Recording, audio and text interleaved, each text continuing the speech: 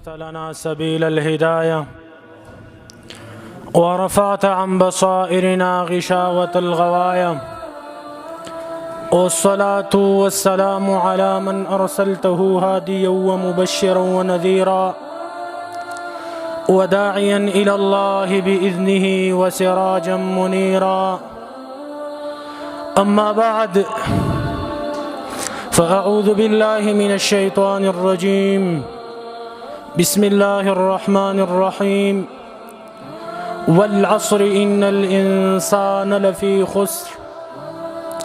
وقال رسول الله صلى الله عليه وسلم: نعمتان مغبون فيهما كثير من الناس، الصحة والفراغ.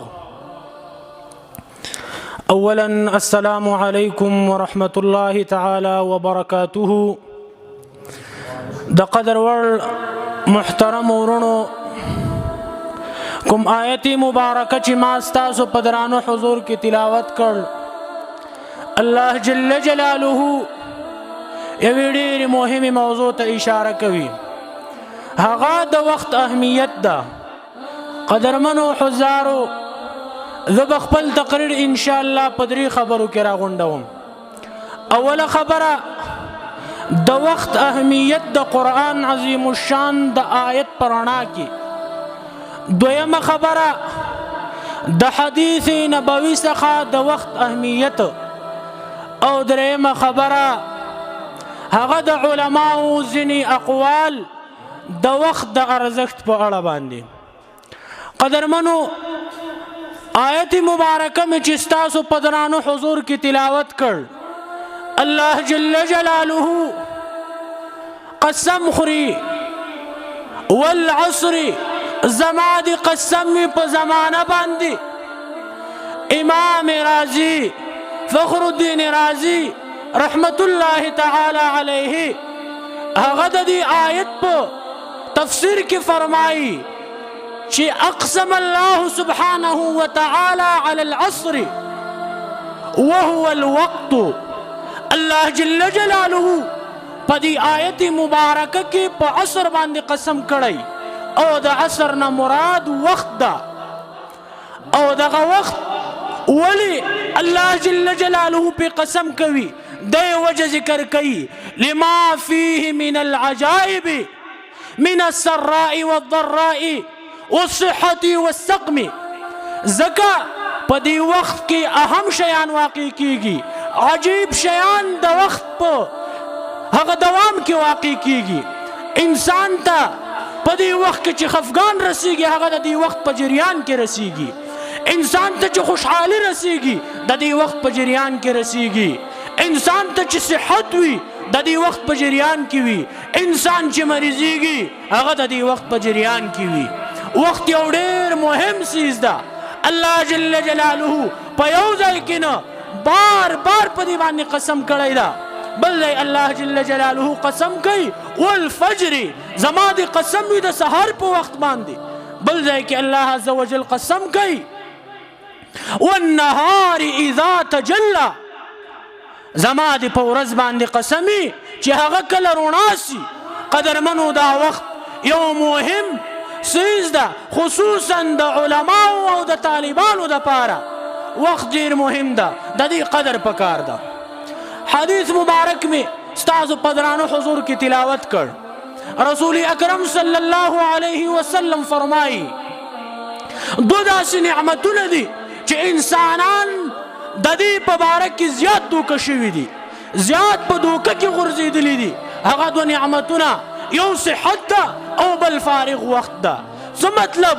یعنی انسان ته الله جل جلاله داسې نعمت ورکړی چې د هغه قیمت هیڅ شی د دنیا نشي پوره کولی. هغه صحت ده او بل فارغ وخت ده. که تاسو فکر وکئ چې یو انسان مریض وي، انسان مریض وي، د ده لپاره د دنیا ټول نعمتونه مهیا کا، لیکن دی به په هغو باندې خوشحال نه وي. ولې؟ د ده په بدن کې مرض ده، دی د دې نعمتونو په خوند نه پوهیږي. دغه صحت چې انسان ته الله ورکوي، دا باید انسان غنیمت وګڼي. د دې دپاره چې دغه وخت د په صحت کې ده دا بیا دی په مرض کې دا رقم استفاده نشي ترې کولی لکه څرنګه چې په صحت کې ترې کوی شي. او بل فارغ وخت نه باید دی استفاده وکړي.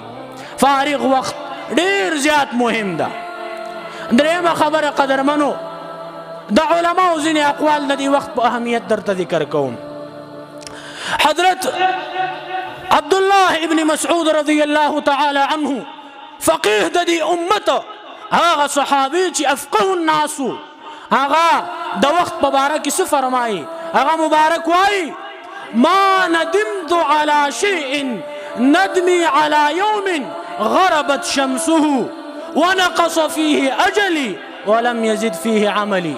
زوی په یو شي باندې هم دومره نه یم پښیمان سوی لکه په هغې ورځ باندې چې د هغې لمر ولویږي زما پکې د اجل یوه ورځ رانږدې سي زما عمر پکې کم سي او په دې کې ما داسې عمل نه یې کړی چې هغه زما دپاره مفید وي ما ته فایده ورسوي. زه وایي په بل یو شي نه یم پښیمان سوی مګر په دې خالي ورځ باندې زیات پښیمانه سوی ما. یعنی وخت ډېر مهم شی ده. دومره مهم ده چې عبدالله ابن مسعود رضی الله تعالی عنه دی په یو څه باندې هم دومره نه دی پښیمانه په تېرېدو باندې د ده په ماشومتوب باندې د ده په زلمیتوب باندې د ده په ځوانۍ باندې په دې یو شي هم وایي دومره نه یم پښیمان لکه په هغې ورځ باندې چې لمر یې وغورځېږي ما پکې داسې عمل نه یې کړی چې الله ته پې قریب شمه. قدرمنو حضرت امام ابو یوسف علیه الرحمه د ده شاگرد ابراهیم کوفی رحمت الله تعالی علیه هغه د امام ابو یوسف رحمه الله په اړه وایي زه د ده عیادت ته ورغلم دی ډېر سخت مریض و بیمار پرسۍ ته ورغلم دی وایي په مرض باندې و وایي ما یې پوښتنه کوله چې استاذه په کوم حال کې هغه راته وفرمایل وایي ما تقول في هذه المسأله په دغې مسأله کې څه وایي زما صحت پرېږده د دې مسئلې په اړه باندې څه وایي شاګرد وایي ابراهیم کوفی رحمه الله وایي ما ورته وویلې ای استاذه الان په دې وخت کې هم ته دې پوښتنه کوې چې د دې مسئلې په اړه څه وایي ته خو ډېر سخت مریض یې. وایي امام ابو یوسف علیه الرحمه راته وفرمایل وایي د مسئلې پوښتنه ځکه درنه کوم لعل الله ینجي به ناجٍ کیدای شي د دې یوې مسئلې په اړه باندې د دې یوې مسئلې په وجه باندې الله جل جلاله یو نجات غوښتونکي ته نجات ورکړي. یعنې کیدای شي د دې ټول عمر اعمال زما قبول شوي نه وي لیکن دغه یوه مسئله الله زما قبوله کړي او دا زما د جنت ته دخول ذریعه وګرځېږي.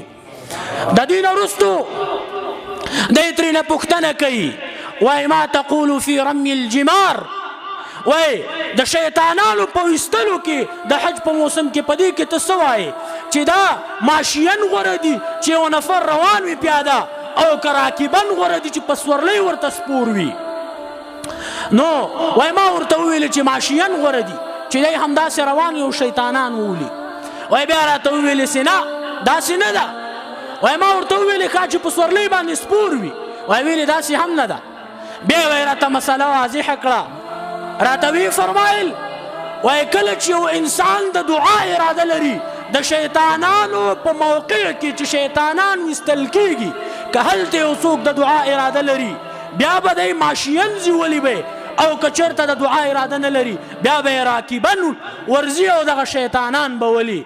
دی فرمایي وایي زه د ده د کور له دروازې نه وم وتی فما خرجت باب داره د کور د دروازې نه نه وم وتلی تر دې پورې چې د کور له دروازې نه وم وتی یو اواز کوونکي اواز وکړو قد مات امام ابو یوسف رحمت الله علیه. امام ابو یوسف رحمه الله وفات سو. دومره شدت وخت کې د مرض موت په حالت کې امام ابو یوسف رحمه الله دا وخت نه ضایع کوي دا د علم په رسولو باندې او په تعلیم باندې تیروي. سبحان الله زمونږ علماو زمونږ اسلافو د دې وخت څومره قدر پیژندلی و. امام حسن بصری رحمت الله تعالی علیه فرمائی یا ابن آدم انما انت ایام فاذا ذهب یوم ذهب بعضک. اے بنی آدمہ ته یو څو ورځې د یو څو ورځې مجموعه یې کله چې یوه ورځ تېرېږي ستا د ژوند یوه برخه تېرېږي ستا د بدن یوه برخه کمیږي ته متوجه سه دا وخت دې هسې مه تېروه دا دې په عباداتو کې تېر کا دا په حصول علم کې تېر کا دا په داسې اعمالو تېر کا چې الله پې راضي کې دغه هره ورځ ستا قیمتي ده همدارنګه دی فرمایي ووجدت اقواما الوقت عندهم اغلى من دراهمكم ودنانيركم وای ما داسې قومونه پیدا کړل چې د هغوی په نسب باندې وخت ستاسو له سرو زرو او سپینو زرو نه ډېر قیمتي و وخت د هغو په نسب باندې د سرو او سپینو نه زیات قیمتي و یعنی د دې توجیه څرنګه کیدلی شي که د یو سړي نه سره ورک سي طلا ترې ورکه سي سپین زر ترې نه ورک سي دی به الله جل جلاله په آینده مستعار ژوند کې مالدار کی دته به پیسې ورکړي دا طلا به بیرته واخلي دغه سپین زر به بیرته واخلي ولې هغه یوه ورځ چې د ده د ژوند تېره سوې که دا ټوله دنیا را جمع کي د دې ټولې دنیا انعامات او د دې ټولې دنیا پیسې را جمع کي دی هغه یوه دقه هم نسي اخیستلی لکه څرنګه چې الله جل جلاله د جهنمیانو بیان کوي الله جل جلاله دې مونږ او تاسو ترې وساتي هغه بیان کوي وای جهنمیان به په جهنم کې داسې نارې وي او وای به الله جل جلاله مونږ دنیا ته ستانه کا مونږ دنیا ته ولېږه چې مونږ عمل وکړو الله د دوی په تردید کې وایي وانا لهم التناوش من مکان بعید د دوی دپاره به دنیا ته راستنېدل له کومه وي له دومره لرې ځای څخه چې دوی دنیا ته راستانه سي دا امکان نه لري چې دوی په دنیا کې ژوند په عیش او عشرت کې تیر کړی دوی ژوند ټول په عشرتونو د دنیا په لذتونو کې تیر کړی اوس دی په آخرت کې هم تمنا پرسي و بیرته د دنیا ته راوګرځېږي دا وایي امکان نه لري قدرمنو همدارنګه مولانا عبدالفتاح ابو غدا رحمت الله تعالی علیه په خپل کتاب قیمت الزمن عند العلماء کې د امام شافعي رحمت الله تعالی علیه قول نقل کوي هغه فرمایي وان صحبت الصوفیه فلم اتعلم منهم سوا حرفین وای ما د صوفیه کرامو سره مجلس وکړو د دوی سره مې صحبت وکړو د دوی نه مې یوازې دوه خبرې زده کړې د دې دوه خبرو نه ما سوا ما زیاتې ترې وانه اورېدې زده مې نه کړي هغه دوه خبرې کومې دي اوله خبره یې وایي دا وه الوقت كالسيف ان لم تقطعه قطعك وخت د تورې حیثیت لري که تا قطع نه که نو متوجه اوسېږه تا به قطع کي دا وخت به په تا کې عمل وکړي ګوره د دې وخت قدر وکړه که د دې وخت قدر دې ونه پېژانده بیا به پښیمانې دې وخت به ستا غړۍ وړې وي او دویمه خبره مې وایي دا ترېنه زده کړه صوفیه کرامو نه ونفسك ان شغلتها بالحق والا شغلتك بالباطل نفس دې کنټرول کا که چېرته دي نفس په حق باندې مشغول که په درس او په تدریس دې مشغول که په عبادت او په طاعت دې مشغول که نو فبها ونعمت او که نفس دې په حق باندې مشغول نه که شغلتك بالباطل همدا نفس بتا په باطل مشغول کی گناه ته به دې وهڅوي نو الله جل جلاله دې طالبانو ورونو موږ او تاسو ټولو ته توفیق راکړي چې د دې وخت صحیح اهمیت او صحیح ارزښت وپېژنو او په دې وخت کې هغه څه وکړو چې هغه زموږ او ستاسو دپاره د هغې دایمي ورځې دپاره د خلاصون ذریعه او سبب ګرځېږي او موږ او تاسو پې باندې نجات پیدا کړو اقول قولي هذا استغفر الله لي ولكم ولسائر المسلمين